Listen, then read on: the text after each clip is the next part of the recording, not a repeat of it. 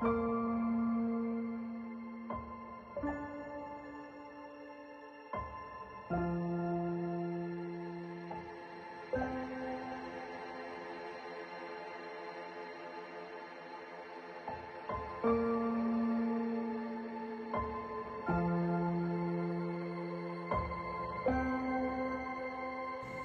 pa lang ako, nakita ko na kung gaano nagsikap si Papa para sa amin.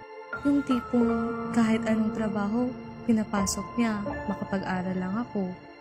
Ni minsan nga, di ko narinig sa kanya nagreklamo, kahit alam kong nahihirapan na siya. Naalala ko pa nung nagpunta kami sa Save and Earn at binilhan niya ako ng bagong phone. Sobrang saya ko nun.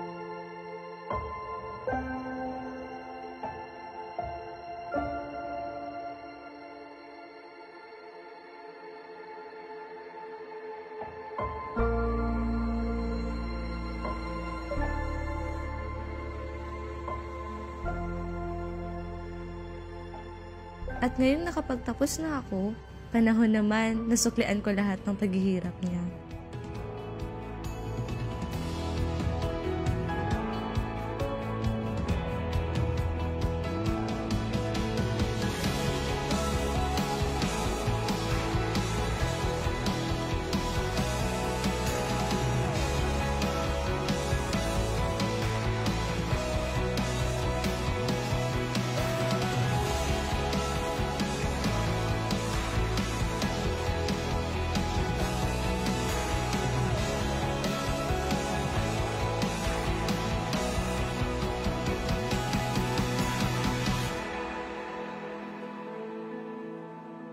Papa, salamat po sa lahat.